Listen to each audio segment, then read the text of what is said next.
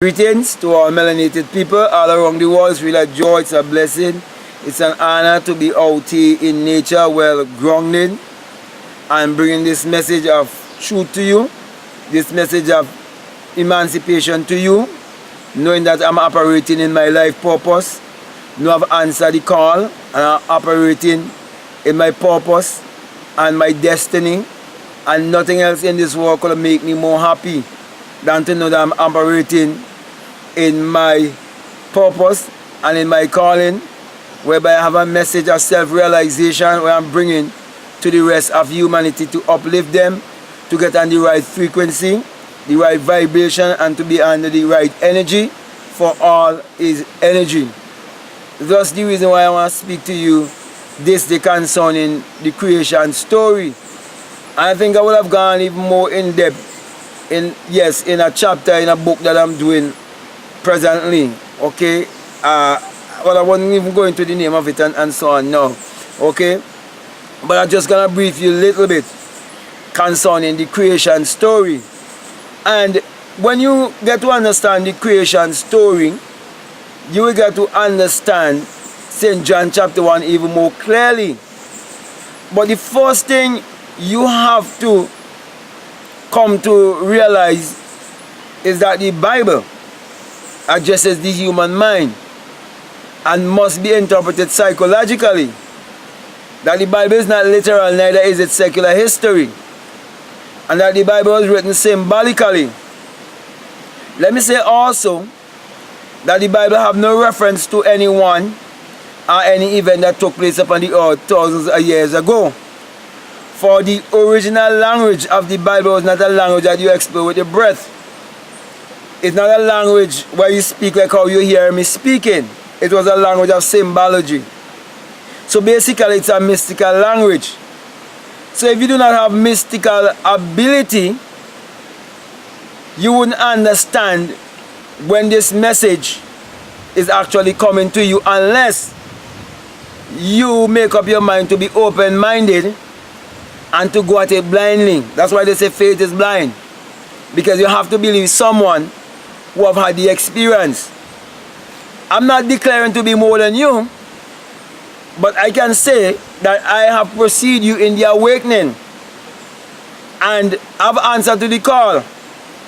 That's why I know and discover my mystical self, because I didn't understand myself growing up as a young man.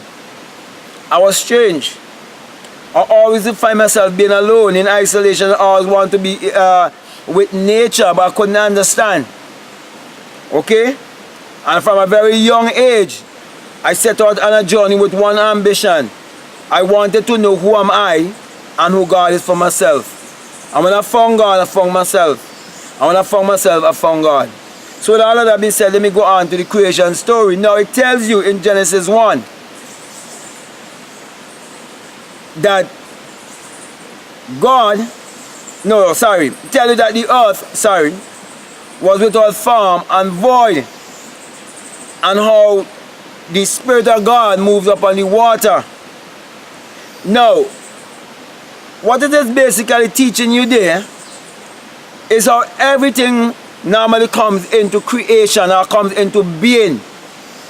Because the Bible tells us that we must call those things that be not as though they are. And so it is showing you how a thought does be void and without form. For when you have a thought, you do not see the physical manifestation, but you are beholding something in your mind's eye. And you are looking into another world. And the world that you're looking in is the inner world. So there's an inner world and an outer world. And the outer world is only the manifestation of the inner world. And that is what the whole Genesis story is teaching you right there. That the expression of the outer world is to teach you of the inner world. Now, let me make it a little bit more clearer for you now. When you come down to St. John chapter 1, you see it even more clearly where he said, in the beginning was the Word. And the Word was with God, and the Word was God. The same was in the beginning with God. All things were made by Him, and without Him there isn't anything made that was made. Teaching you that everything came from a thought. It came from an idea. Teaching you that God is your own human imagination, the creator in man. So He's saying to you that without imagination, there isn't anything made that was made. And that imagination is what creates reality. That's your whole Genesis story. Imagination creates reality. And when you come to understand it, you will come to realize that you can create your reality consciously. And you can build your world how you want it to be, because the Bible is your own biography. So my brothers and my sisters, you have nothing to fear but fear itself. So when you look inwardly and believe in yourself and accept the Bible to be your biography, this is when you start your whole creation story consciously. So many are creating things in their life unconsciously. Thus the reason why many are going to jobs that they don't love. Many are living in an environment that they don't want to live around. Many want to see better things happening in their life, but they do not understand that it is basically their thoughts that is creating their reality. They do not understand more firmly when the Bible says, as a man thinketh in his heart, so is he.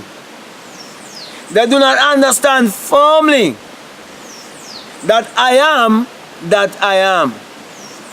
It is saying, I am whatever I believe myself to be. As a man thinketh in his heart, so is he. Because the universal question of life is, who am I?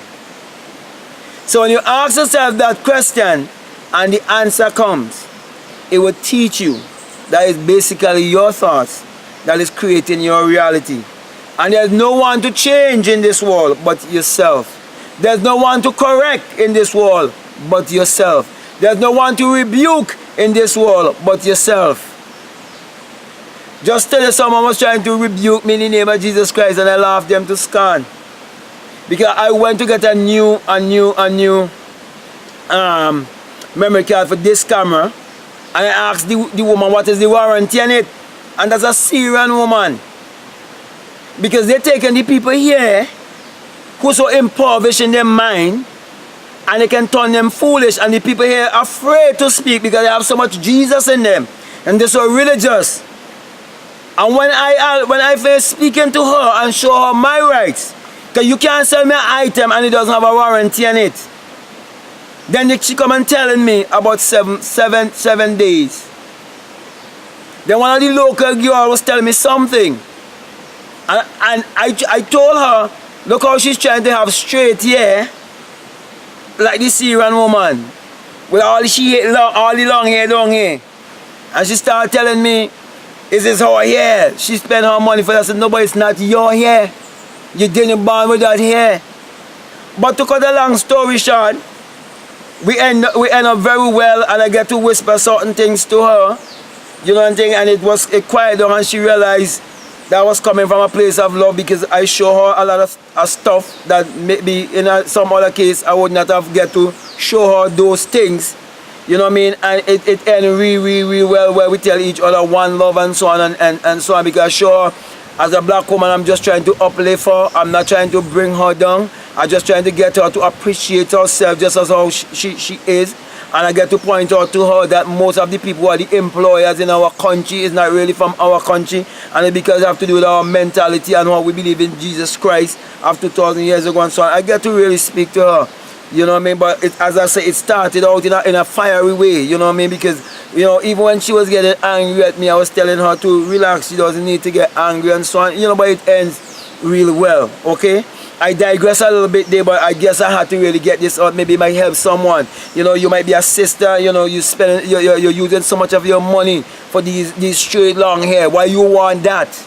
It taken from your pocket, it robbing from your pocket. I'm speaking about the creation story, but I'm following my intuition also. We have to learn to circulate and invest our money more wisely. And when we learn to invest and circulate our money more wisely, it will put us even in a better place to teach our brothers and sisters more concerning the creation story and teach them how they could create their reality consciously. You see how I come back and check consciously? Because I'm following the leading of the Creator that is in me. And I'm asking you to do the same so we can lift our brothers and our sisters out of their mental poverty. Because poverty is in the mind. So with that being said, my brothers and my sisters, let me just say this one more thing. Poverty is also a depriving, because for better words, that's the word that's coming to me right now. A imagination deprivation. Good, I think I have the right word now. A imagination deprivation. Oh, I feel so good. I'm so glad that I'm not a scholar. I don't just go by the leading. So they're deprived in their imagination. Because since they were a little child growing up, they were singing all of these Jesus songs. But I remember when I was a little boy, how I was using my imagination and how powerful it used to be. And when I was hungry, many times I used my imagination to go up on a mango tree to get a mango to eat, when 4 or 5 people already go on that same mango tree and they didn't find anything. And my aunt would turn to me many times and ask me, what kind of little boy am I? I think I put that in one of my books. I think it's Meditate to Eradicate Poverty. I think I mentioned that in my book. My friend, I'm speaking from experience. And when I went to school, all my imagination power was gone. They take all my imagination power and had me seeking after education power. And in my country, they declare an education revolution. And everybody believe, because the Prime Minister says so. But I'm saying to you, before education, there was imagination. Before everything, there was imagination. I'm still speaking about the creation story. Because the book was imagined, the pen was imagined, the desk was imagined, the chairs were imagined, the building, everything was imagined. So my brothers and my sisters, let me say thank you very much. And it's time for you to get working on your creation story by using your creativity and your ability that you're born in this world with, and put value on the things that were given to you for free. So with that being said, I want to say how happy I am bringing this message of joy and peace and love and emancipation to you. And I want to thank you all very much who have been resonating with this message, and for those of you who've been supporting the ebooks and the hard copy books, I want to thank you very much. And for those of you who've been sharing, I want to thank you very much, and I want to encourage you to share, that people all around the world will get to hear this message of self-realization and learn to interpret the Bible psychologically to put all end to mental slavery and poverty and live in peace, joy, harmony, and prosperity. Also, for those who've been supporting us on Patreon, I want to say thank you very much. We love you very much. And I want to stick to my word where I make a promise that every week I want to do a video where I go more in depth in the scriptures, at least for an hour, and put it on my Patreon for those who are on Patreon. So with that being said, it's time for me to give you this sign, the sign of enlightenment, of which many in my country are afraid of, because they believe all the foolishness that they put out there to keep them in fear. And I'm speaking about the sign of the single eye, where Matthew 6:22 says, if your eye be single, your whole body will be full of light. I'm saying this is the single eye message of self-realization. I'm saying when you come to have the experience of the single eye in you, you come to realize that it is the rising of the S-U-N in a S-O-N. And you come to realize that it is the dawning of a new day in your life, new thinking. You are on another level of existence. And you come to also realize that without the sun, there is no life and there is no light. And without the human imagination, there isn't anything made that was made. And we are the people of the sun. That's why we have so much melanin. Yes, and we are the people of the sun. Therefore, let us use our mind power. Let us use our melanin to achieve our every desire. So with that being said, I want to say peace, love you. I'm out.